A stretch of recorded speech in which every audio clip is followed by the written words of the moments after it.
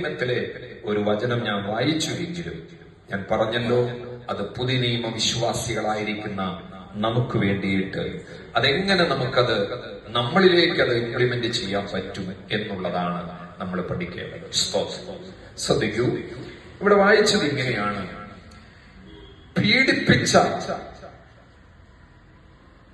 ദൈവത്തിന്റെ മക്കളെ പീഡിപ്പിച്ചവന്റെ കൂടാരങ്ങളിൽ ഇരുട്ട്, പീഡ അനുഭവിച്ച ദൈവജനത്തിന് വെളിച്ചം. Praise the Lord, hallelujah. നിങ്ങളെല്ലാവരും മൗനമായിട്ടിരിക്കുന്നത് ഞാനും എനിക്കത് വലിയ വിഷമമുള്ള കാര്യമാണ്. എനിക്കെല്ലാവരും ദൈവത്തെ സ്തുതിച്ച് സന്തോഷമായിട്ടിരിക്കുന്നു, പ്രാർത്ഥിച്ചുകൊണ്ടിരുന്നു, കുഴപ്പമൊന്നുമില്ല. ഞാൻ ഇന്ന് പകല് പറഞ്ഞതുപോലെ കെമിസ്ട്രി എടുക്കാൻ വരുന്ന ടീച്ചർ മാഷ് ഒരിക്കലും പറയില്ല, മക്കളെ സാറ് വന്നിട്ടുണ്ട്, എല്ലാവരും പ്രാർത്ഥിക്കുക, ഞാൻ കെമിസ്ട്രി എടുക്കാൻ പോവുക. അങ്ങനെ പറഞ്ഞിട്ടില്ലല്ലോ, പറയത്തില്ല, അതിന്റെ ആവശ്യമില്ല. സാറിന് കെമിസ്ട്രി, ബയോളജി, ഫിസിക്സ് ഒക്കെ അറിയാം. എന്നാൽ ബൈബിൾ അങ്ങനെ നമുക്ക് പറ്റത്തില്ല. ഞാനിന്ന് പകൽ പറഞ്ഞ വാക്കൊന്നും കൂടെ പറയാം.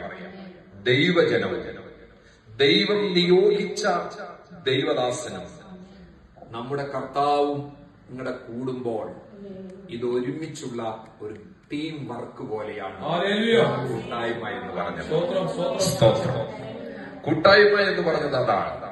ഇതൊരു ടീം വർക്കാണ്. നിങ്ങൾ കാണികളായിട്ട് കൈയും കെട്ടിയിരിക്കരുത്, നിങ്ങൾ ദൈവത്തിന് മഹത്വം കൊടുക്കണം. ഞാനിന്ന് പറഞ്ഞത് ശ്രദ്ധിക്കൂ, ഈ വചനം നിങ്ങളുടെ ഉള്ളിലേക്ക്. കാരണം ഞാൻ എന്തുകൊണ്ടാണ് ചില ലളിതമായ ചില വിഷയങ്ങൾ പങ്കുവെക്കാമെന്ന് ഓർത്തുകൊണ്ടായിരുന്നു കാറിലിരുന്ന് ഇഞ്ഞ് പോന്നപ്പോഴേക്ക് എന്റെ മനസ്സിൽ ഇങ്ങനെ ഇരുന്നത്. പക്ഷേ ഞാൻ ഈ താഴെ ആ മുറിക്കകത്ത് ഇങ്ങനെ പ്രാർത്ഥിച്ചുകൊണ്ടിരുന്നപ്പോൾ ഈ വചനത്തിലേക്ക് ശ്രദ്ധ ദൈവത്തിന്റെ ആത്മാവിനെ കൊണ്ടുവന്നു. അവിടെ വായിച്ചത് നമ്മൾ പ്രത്യേകം ശ്രദ്ധിക്കൂ. അവിടെ ഇങ്ങനെയാ വായിച്ചത്: അപ്പോൾ യഹോവ മോശയോട് മിസ്രയീം ദേശത്ത് സ്പർശിക്കാത്ത ഇരുൾ ഉണ്ടാകണം എന്ന് വെച്ചാൽ മനസ്സിലായോ?